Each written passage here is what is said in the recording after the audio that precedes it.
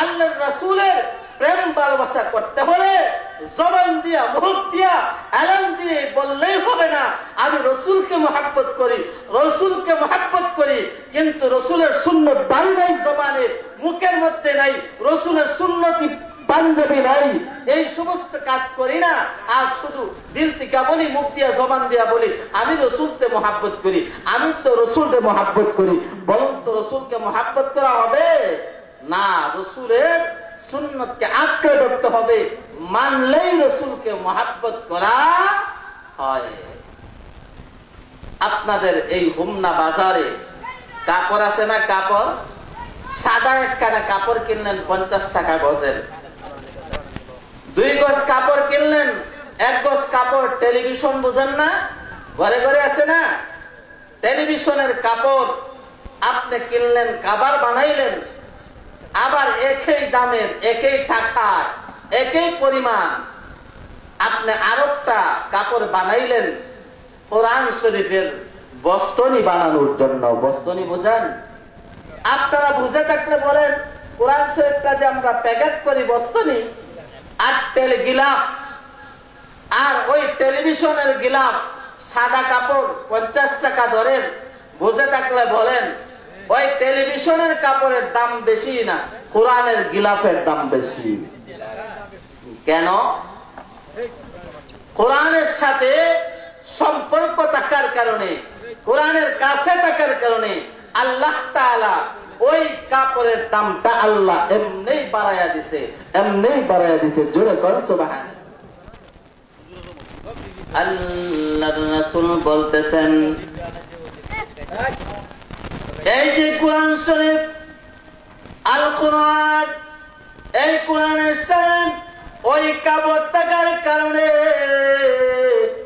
আল্লাহ তাআলা তার দামটা বাড়াইয়া দিছে, আল্লাহ তাআলা তার মর্যাদা বাড়াইয়া দিছে, আল্লাহ তাআলা তার মর্যাদা উঁচু করে দিয়েছে। এই উম্মতেরা, ওই যদি কোরআন শরীফের ওই সম্পর্ক থাকার কারণে ওই কাপড়ের যদি দাম বাড়তে পারে, তাহলে অনেক মুসলমান ধনীও আছে, গরিবও আছে। যারা কোন ঠিক না বেঠিক? অনেকের গাড়ি আছে, অনেকের রিক্সা গাড়িও আছে, অনেকের অট্টালিকা আছে, অনেকে বিল্ডিং এ অবস্থান করে, অনেকের নেড়ার ঘরে থাকে, আছে না নাই? আল্লাহ রাসূল বলেন, এই যে একই কাপড় টেলিভিশনে থাকার কারণে তার দামটা মানল না, আর ওই কোরআনের গিলাফ দয়া দিছে, দয়া দেওয়ার পরে নিচে পড়ে গেছে, ভুলবশত তার পায়ের মধ্যে যদি লাগে, দেখবেন হাতে নেই, চুম্বন দেয়, বুকে দেয়, জোরে কোন ঠিক না? এবং চুম্বন দেয়, মায়া করে, মহাব্বত করে, কি যে করবে সে তার ভাষায় প্রকাশ করতে পারে না। আল্লাহর রাসূলের প্রেমে, কোরআনের প্রেমে মহাব্বত হয়ে গেছে, পাগল পারা হয়ে গেছে। অনেক এলাকায় দেখবেন কোরআনে পা লাগছে, রিয়ালে পা লাগছে, দেখবেন সিন্নিও করে, জোরে কোন ঠিক না? এ মুসলমান, আল্লাহর রাসূল বলেন, ওই কোরআনের যদি, ওই কোরআনের সাথে কাপড় থাকার কারণে যদি তার দাম বাড়ে, আমি তো আল্লাহ, আমি তো মাটি দিয়া মানুষ বানাইলাম, ওই ব্যক্তির টাকা আছে, পয়সা আছে, আর তোমার টাকা নাই, পয়সা নাই, গরিব। ওই ব্যক্তি অট্টালিকার মালিক, টাকা পয়সার মালিক, আমি কিন্তু আল্লাহ মাটি দিয়েই বানাইছি।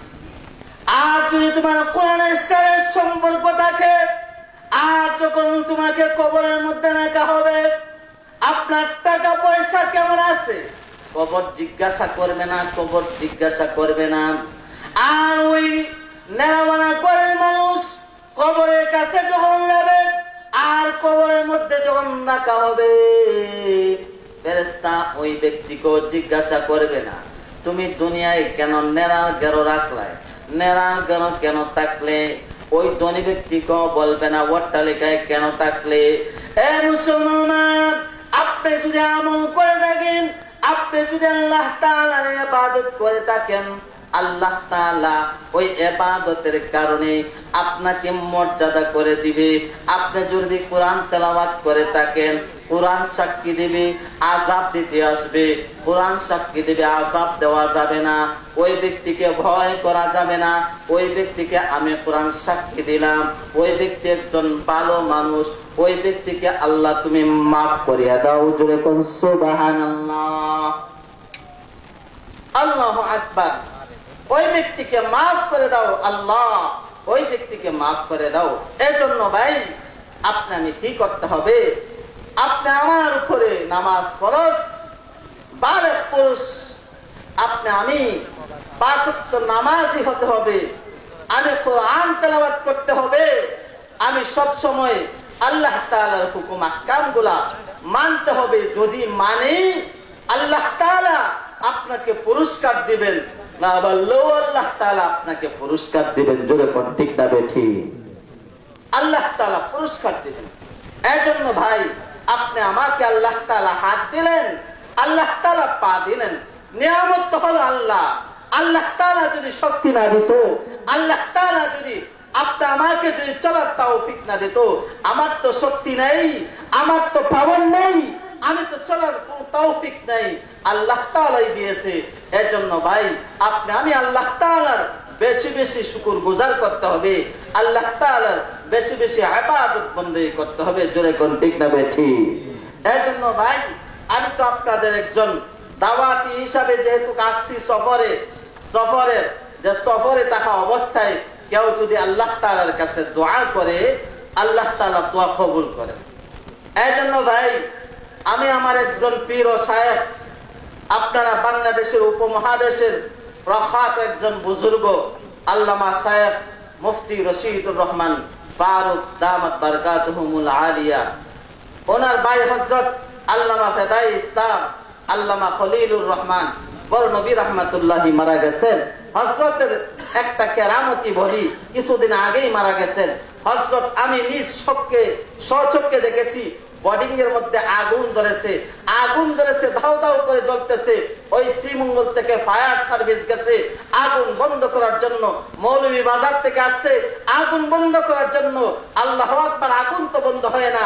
শায়েখ ঘুম থেকে উঠে পানিটা হাতে নিয়ে আগুনের মধ্যে নিক্ষেপ করেছে। আল্লাহু আকবার, ফায়ার সার্ভিস বন্ধ করতে পারে নাই, কোন ফায়ার সার্ভিস স্তব্ধ হয়ে গেছে। আল্লাহর ওলি বালু ছুঁড়ে মারার কারণে আগুনটা নেমে গেছে, আগুন নেমে গেছে। সুবহানাল্লাহ, সুবহানাল্লাহ। এই বুজুর্গনে দ্বীন আমাদের এলাকায় আছেন, আমাদের বাংলাদেশে আছেন ভাই। এই জন্যই হযরতের একটা সংগঠন আঞ্জুমানে হেফাজতে ইসলাম, হযরতের আজিমুস শান ইজতেমা সিলেট আলিয়ার মাঠে হবে আগামী 17-18 তারিখ। হযরতের নির্দেশে যেখানেই যাই, সফরে যাই, হযরতের নির্দেশে আমি দাওয়াতটা দিয়ে থাকি। হযরত ঢাকা আসেন, ওই দিকে